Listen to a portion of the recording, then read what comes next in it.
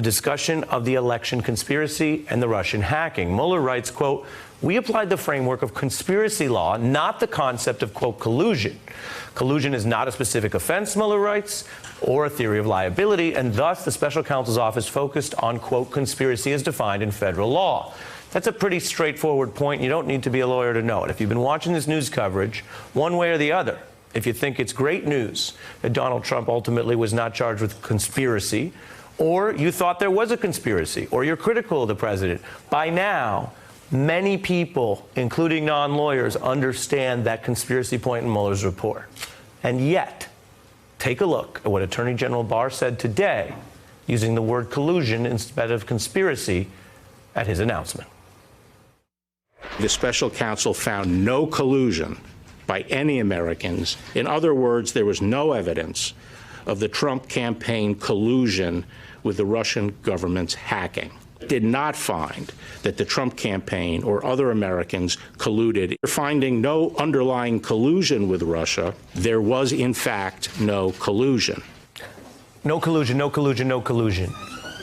That's Donald Trump's mantra. It is striking to see the sitting Attorney General of the United States departing from the very point that he knew the nation would be reading soon, that Mueller said treat this as conspiracy, not collusion in the analysis. But he had his reasons. And all this comes as we're learning in that section on conspiracy, new details about the Trump aides who were actively spreading hacked material that WikiLeaks got online, about a conversation that Trump had on his way to LaGuardia Airport, where, according to the Mueller report, he revealed that he just had been told more damaging information would be coming, an apparent second incident, in addition to the Trump Tower meeting, in which Russians allegedly offered other types of dirt on Clinton to Donald Trump's team. To dig into this, we have subject matter experts that are perfect to advance our understanding. Former U.S. Ambassador to Russia, Michael McFaul, Brian Fallon, who worked in both the Obama DOJ under Eric Holder as Director of Public Affairs, similar to Matt Miller that people may recognize, but also then later was a press secretary on Hillary Clinton's presidential campaign. Two views overlapping on these issues. And someone also very familiar to our audience, Julia Ioffe, a correspondent at GQ who has been covering both the Russia probe and wider Russian foreign policy issues for many years. Thanks to all of you for being here. Ambassador, I begin with you. What did you glean from this section on conspiracy and what's important to you tonight? Well, two things. I want to read the headline of this report from me. The Russian government interfered in the 2016 presidential election in sweeping and systematic fashion. And I want to emphasize that first, Ari, before we get to collusion, because what is in this report is massive details, incredible details of what the Russian multi-pronged campaign was to influence the course of our elections in 2016.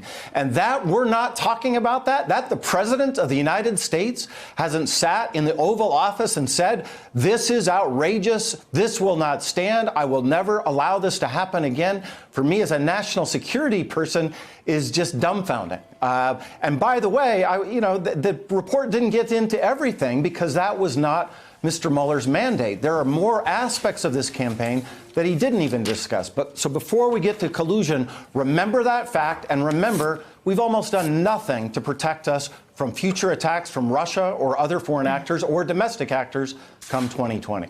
And just so I'm quite clear on what you're getting at, of course the Attorney General is a position of law, but also of national security. Are you saying that Mr. Barr did not do what you would have thought necessary here in wrapping the Mueller probe today and hitting those points? Mr. Barr, but especially the commander-in-chief. I mean, think about this. It's not September 11th. That's an exaggeration, but we were attacked. We now have the evidence that we were attacked. It may have influenced the course of our election for president, and we're not treating it that way. We're because of the politics of it all, we're not framing it as a national security issue. And the fact that the president just got on his airplane to fly away for vacation and didn't stand up and say, this is outrageous, this will never happen again, I just think is a real mistake. And by the way, why is it at this point especially? I actually think the Russians did tremendous damage to President Trump and to candidate Trump. And think about the counterfactual. What if they had never done anything and President Trump had won the election? He'd be in a much stronger place than he is today. So I think it's in Republicans' national interest to stand and to say, we've got to push back on the Russians. We can't allow this to happen again. Brian, if we use just a standard metric of fairness or uniformity and say, what if you swapped the candidate and the country, how would it play if this broke today?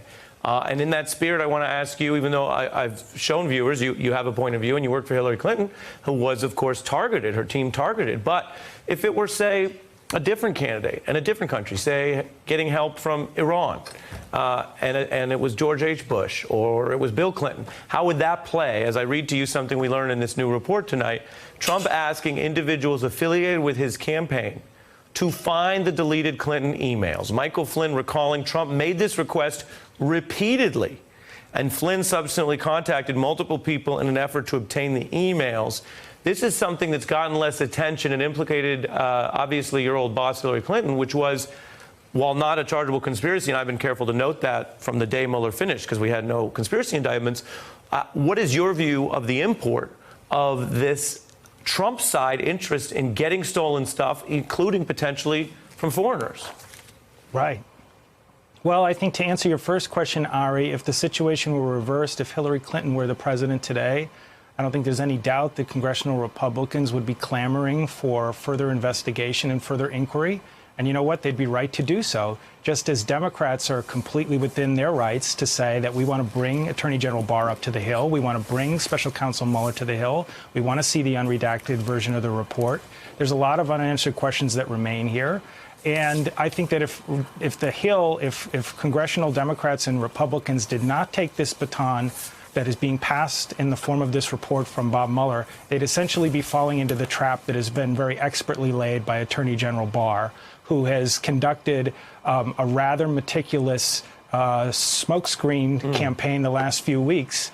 And to that original clip that you played leading into the segment, Ari, why is Bill Barr, who's a very skilled attorney, why is he eliding the difference between something that he knows, which is a legal nothing burger of a term, collusion, with the impactful, meaningful, relevant term of conspiracy? Or to put it, is eliding. Why is he hate tweeting at a Department of Justice press conference? Yeah. Julia, let me bring Julia in as a subject matter expert. What jumped out to you in this report?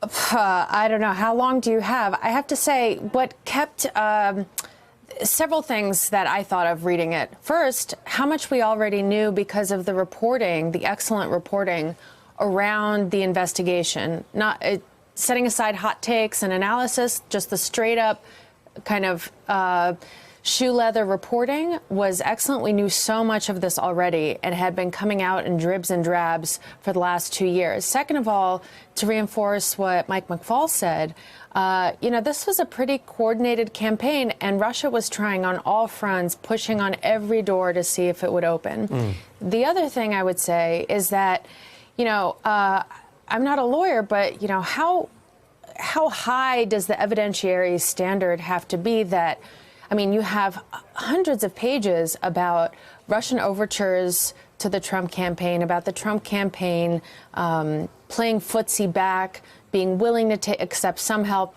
kind of totally missing, certain attempts at help just going right over their heads.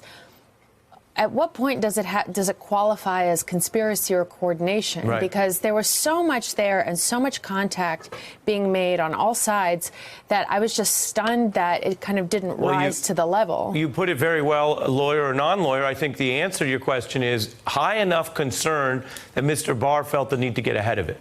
High enough that he didn't want to have the Congress or the public having a fresh look at all that evidence. He wanted to get ahead of it, even though there were no conspiracy indictments. And to drop it on Passover Easter weekend. And Chag Sameach to you. Brian Fallon, let me read to you another point. Again, we're just going through pieces of evidence because the most important part of tonight's news is that we have new information.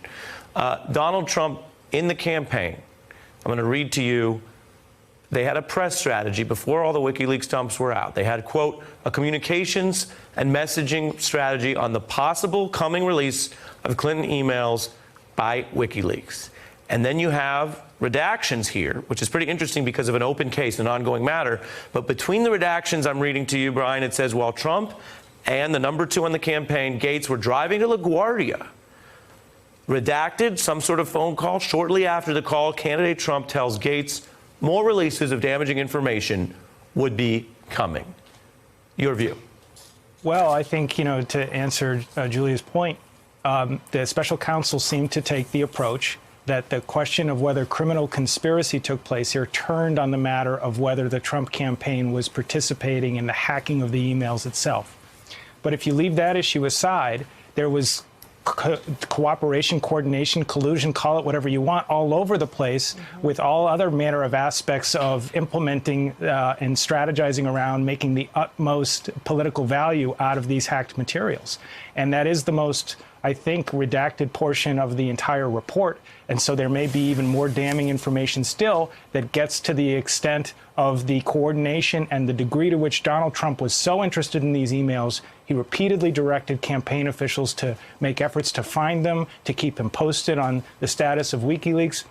And so, Ari, I go back to the point, why is AG Barr today, why is he eliding this difference between collusion and conspiracy? It's because that whole press conference had an audience of one person. And Donald Trump would almost rather be acquitted on the non-legal matter of collusion because he's such a TV fanatic and he's so concerned about how it will play from a media narrative perspective. He'd almost rather be acquitted on the non-legal, legally meaningless thing of collusion than the way be acquitted on the more technically accurate point of conspiracy as was laid out in the document today. But if you want to talk about collusion, there's ample evidence of collusion in this report, which has been something that Barr has been on a quest to sort of smokescreen over the past few weeks. Hey, I'm Ari Melber from MSNBC. You can see more of our videos right here, or better yet, subscribe to our YouTube channel below. You could have been anywhere in the world, but you're here with us, and we appreciate that.